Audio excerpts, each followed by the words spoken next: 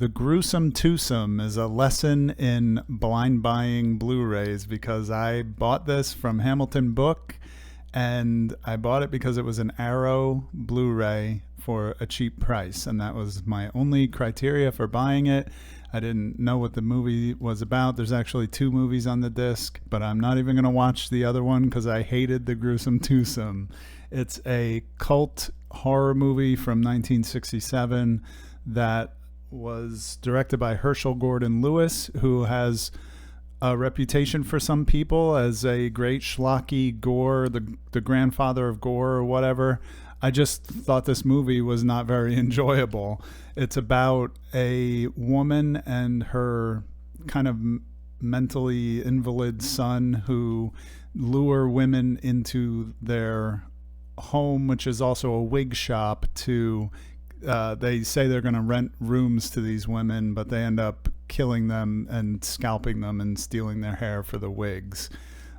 Cool concept for a horror movie, I suppose, but in execution it was just kind of boring, and it's only an hour long. So when you have a movie that's paced as poorly as this and it's only an hour long, it's pretty excruciating. So it's one of the first Arrow Blu-rays that I'm actually gonna sell because I didn't like the movie at all, and I don't want to keep it in my collection. So if you're a fan, I get it. It's early gory stuff.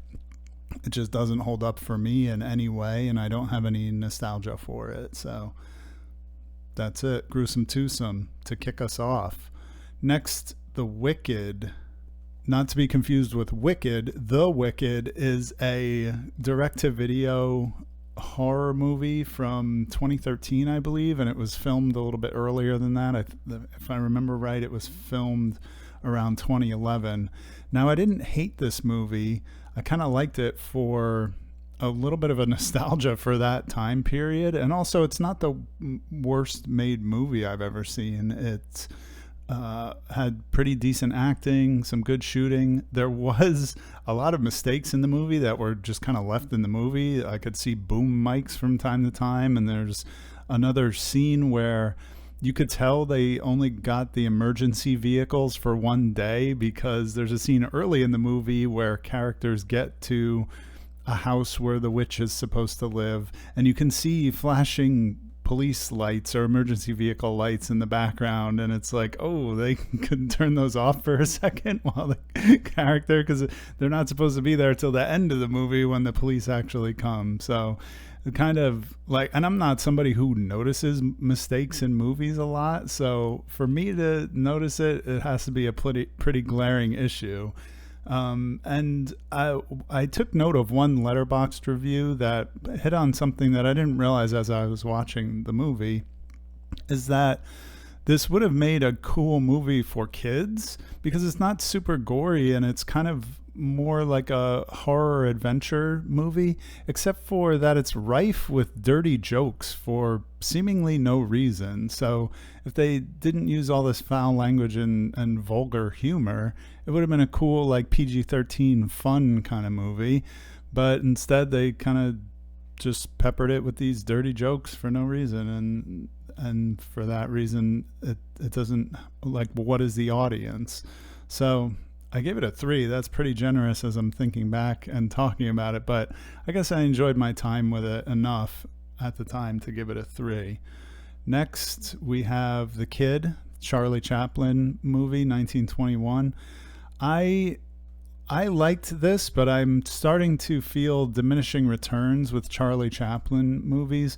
I really liked, sorry, I'm really trying to get this lined up, because there we go.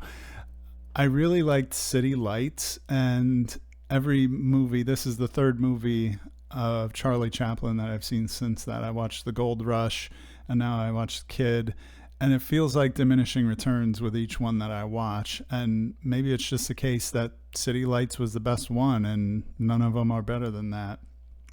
But I don't know.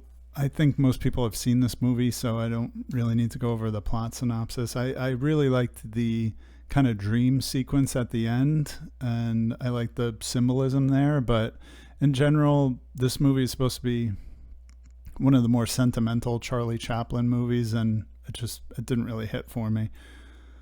What do we got next? Knives and Skin. This was a very interesting movie for me because I kind of blind bought it. I did watch a trailer, and the trailer made me think, "Ooh, I'm either gonna love this movie or I'm gonna hate it," just for various reasons of things I saw in the trailer.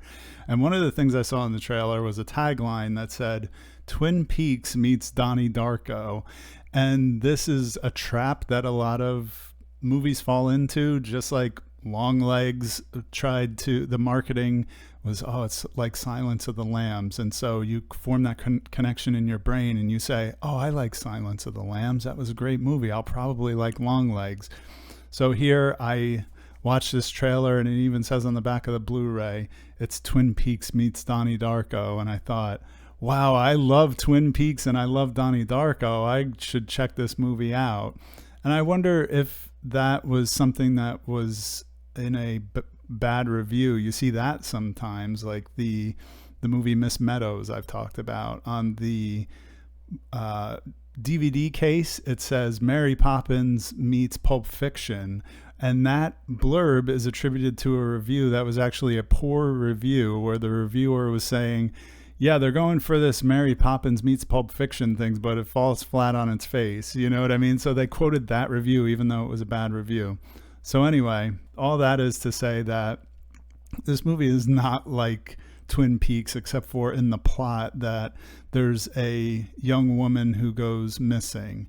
And it was a very mixed bag, but it moves along at a nice enough pace, and it's a kind of movie that tries to be weird. It isn't as weird as it thinks it is. It isn't as clever as it thinks it is. Some parts, however, I found very moving, and although some parts were very kind of stupid. And I think that's okay when you have a movie like this with a cast of so many diverse and different characters. There was one character in particular that I really kind of latched onto, and that was the character of Joanna, played by J.G. Smith. And that was because she just reminded me of myself at a high school age. Most of the characters, the girl who goes missing in the beginning is a high school student, and the movie is mostly about her friends and the community around her. Also, the character of her mother is a very strong character.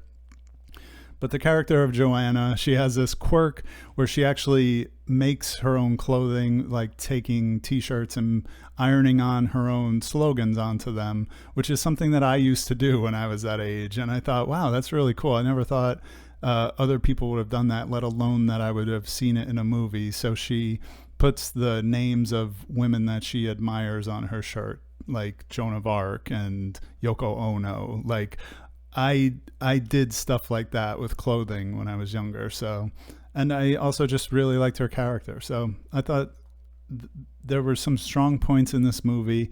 It was a mixed bag, but I rated it pretty high, and it's going to stay in my collection. I don't know when I'll watch it again. It's not a right away kind of rewatch. It's not going to be some cozy movie for me that I'm going to rewatch and be obsessed with. But I did like it more than it's funny, I didn't like it as much as I thought I might, and I didn't dislike it. I thought I would love it or hate it, and I just kind of liked it. Where is Amy Pressman is a found footage movie that is super hard to find. I looked around after I heard about this one, and I watched it on Tubi because that's the only place I could find it. And such is the case with a lot of movies. Tubi has a deep catalog, and you can find weird stuff like this. This movie stars Susie Block as the daughter of a family that is on a road trip, and they encounter two men who end up doing harm to some members of the family, and Amy goes missing with these gentlemen. They steal the RV, and the adventure kind of goes from there. Susie Block kind of is the main draw of this movie. She's very attractive and charismatic on the screen, even on a found footage movie that was shot on 4x3 old tapes, presumably. I don't know exactly what cameras they used, but the two gentlemen are also very good in the movie, and There are some really dark and suspenseful moments. I wasn't over the moon for this movie, but I did enjoy my time with it, and it was way better than the found footage I watched last week, which the name escapes me. So this one, not a bona fide found footage classic, but definitely, I would say, somewhat of a hidden gem. And the only place I could find it was on Tubi. Next, we have a rewatch of I Saw the Devil.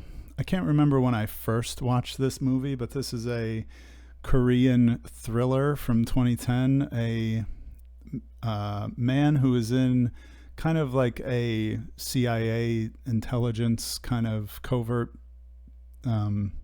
agency in Korea. His fiance is murdered by a serial killer, and he vows to just take revenge on this guy. But what he ends up doing is finding the serial killer, fucking him up and letting him go, and then finding him again and beating him up and injuring him severely and letting him go. But as he's doing this, there's a bunch of damage happening in the wake of this cat and mouse chase, and the whole theme of the movie is revenge worth it? How far are you going to go for revenge? What in the end, what does revenge get you? And it's a mixed bag at the end, as we conclude the journey of this character. So, but also it's one of the classic thrillers of all time, and it's definitely a 5-star movie. It's one I have on Blu-ray, and I'm very happy to have it in the collection. And I highly recommend it if you like horror, if you like serial killer stuff, if you like thrillers, and if you don't like subtitles. There's actually a dub on the Blu-ray that I was watching, an English dub. So maybe if it's streaming out there, you might be able to watch an English dub. Next, I'm going to wrap up 2 movies in one. Actually, I'll scroll up here. So you see Nagasaki Butterfly and Dead Blossoms are part of a series called Foreigner's Wife Oman or something like that. It's a super obscure Japanese series starring actually, I shouldn't say the series is super obscure. The actress in it, her name is Sally May, and the most comprehensive amount of information about her is this Twitter thread from from Times Square Kung Fu from 2023. And I only saw this tweet thread recently because some stuff got added to it, I think. And I was reading it and I said, wow, Sally May, this looks awesome. The little clip from Dead Blossoms, I said, I got to see this movie. So I watched it and I did enjoy it quite a bit. The problem is it was made by this studio called Nikatsu, and it is known as a Roman porno. And Roman porno is kind of a nickname that was given to these movies that Nikatsu made that are kind of intriguing character action movies, but they're filled with awkward softcore sex scenes, and they're really, really bad. And I'm not a fan of sex scenes in movies to begin with, but when they're this awkward and bad, it just is, it makes my eyes roll in the back of my skull. Like, they were so bad that I'm glad I watched the movies out of order, because Dead Blossoms is actually the second movie, which I thought was very decent. And then when I went back and watched the first movie, which is Nagasaki Butterfly, it was way overdone with these horrible sex scenes. So I think if I had watched Nagasaki Butterfly first, I wouldn't have gone on to the second movie. So I'm glad I watched them out of order inadvertently. But also, when I watched Nagasaki Butterfly, I fast forwarded through these freaking sex scenes, which I hate doing. I hate skipping parts of movies, but they're just awful, like completely awful. Not enough to ruin the movie and make me not watch it, but just know going in, this almost ruins the experience. At least it did for me. But Dead Blossoms was good. Unfortunately, the third movie seems impossible to find. I can't find it anywhere. and it's a shame. It might be, I don't know if it's even considered like lost media, like if it's that hard to find. But yeah, it's Sally Mae, definite amazing performer. The whole shtick is that she's half white and half Japanese, but she's a blonde-haired, blue-eyed, like white lady by appearances, and she's in these.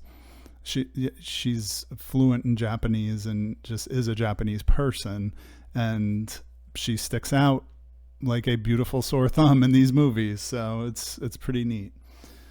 Next, I had in between those two, I had a rewatch of Magnolia, and this was one of my favorite movies when I was younger, probably in my early 20s. This came out in 99 when I was 18, 19 years old, about to graduate high school, so maybe 17, 18 years old.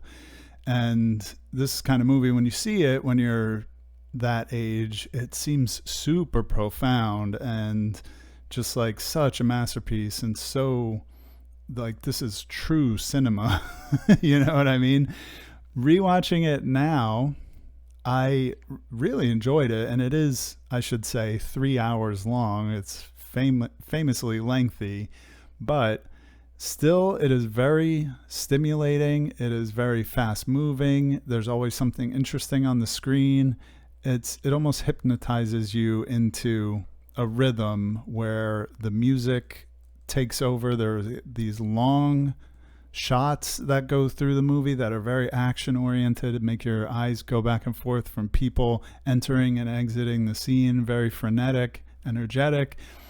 But at its core, as a man now in my 40s watching this movie, it's just about a bunch of really flawed people treating each other very badly.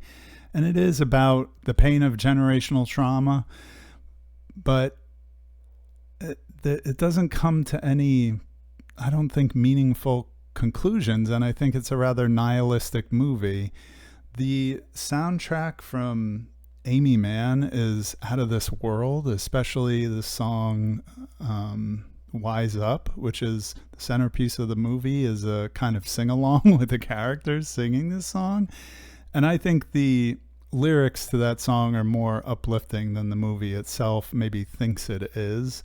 So I still like this movie a lot, and I still found it very entertaining, but it just doesn't have quite the impact that it did back then, which is funny because these are all like, I don't know what ages these people are supposed to be. Maybe when I saw this when I was a teenager, I thought, wow, adults have a lot of hard things that they have to go through, which is absolutely the truth, but it doesn't necessarily look like this, and not everybody acts like this. You know what I mean? It was just a little strange. So let's see what came after this. Elliot is a really fun one.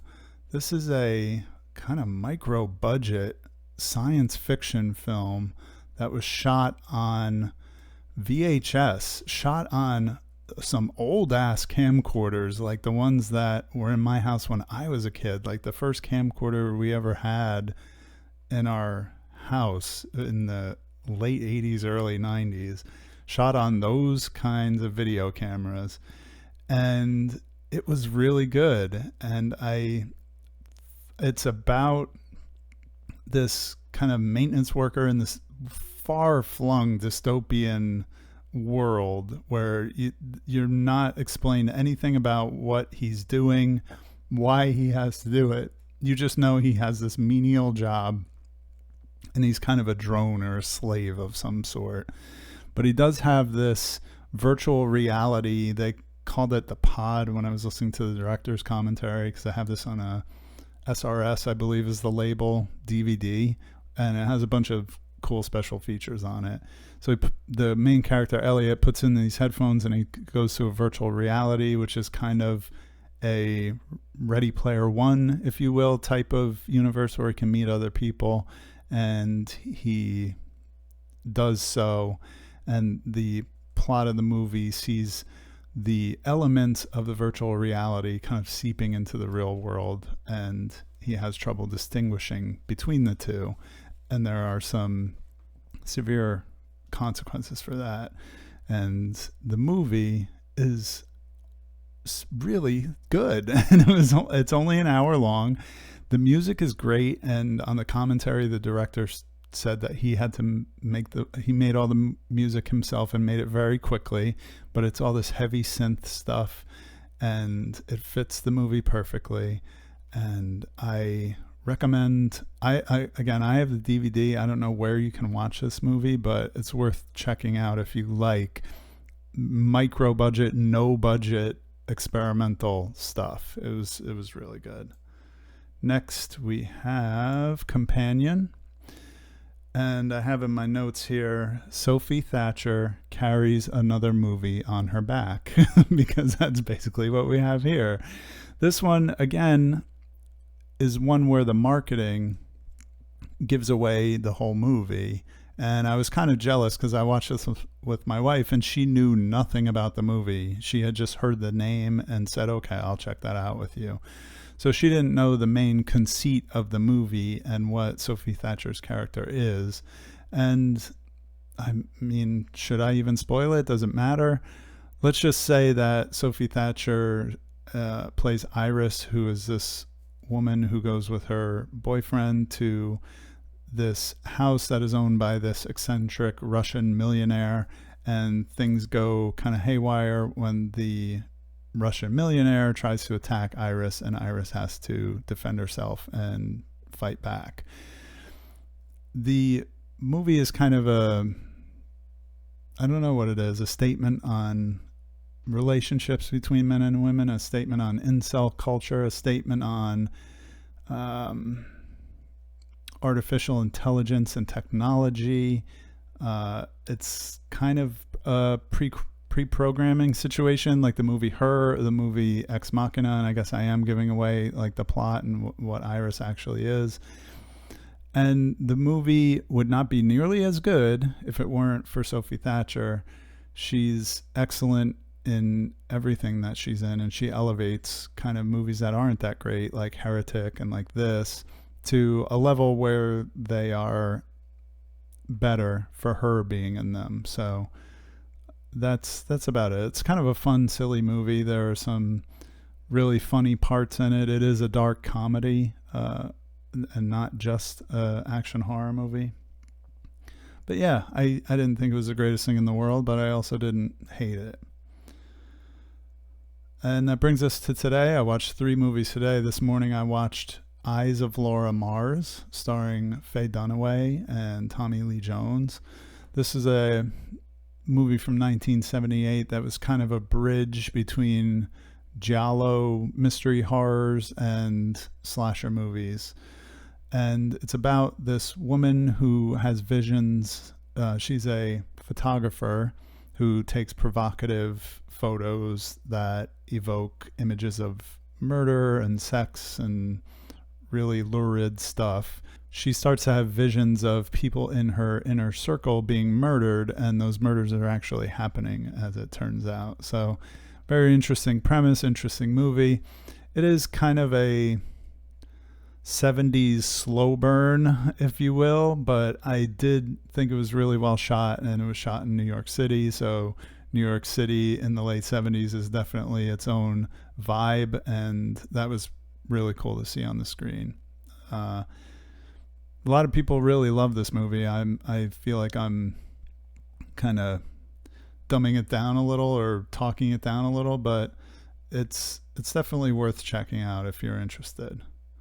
Next we have Bratz, which was kind of a weird one because this is a documentary made by Andrew McCarthy about the Brat Pack, which the Brat Pack is the moniker that, unbeknownst to me, was given to this group of actors in the 80s by some journalist who was writing a article for New York Magazine. I didn't realize that. I didn't know where the name Brat Pack came from, so that was interesting to learn. The issue with the movie is that it's just a kind of a weird, I don't know, like a therapy session for Andrew McCarthy, and the Letterboxd reviews are very, some of them are very hostile towards Andrew McCarthy for this, and it's interesting to think about back then. these actors had this kind of name put on them, which does have negative connotations, and that Andrew McCarthy has been kind of dealing with this since then. And I wonder if it's because his career kind of did peak back then, because the funny thing is he has Demi Moore in, he goes around trying to interview all the people that he worked with from back then. That's the whole premise of the movie. He also meets with, movie critics and people like Malcolm Gladwell and all the other cultural people and people in the industry. But he meets with like Rob Lowe and Demi Moore, who have had very successful careers after the Brat Pack years, including especially Demi Moore made one of the best movies of her entire career with The Substance last year.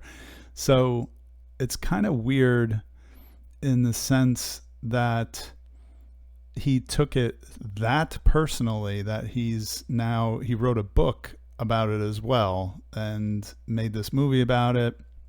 And it was interesting and nostalgic, has a lot of good archival footage, a lot of great music from the time.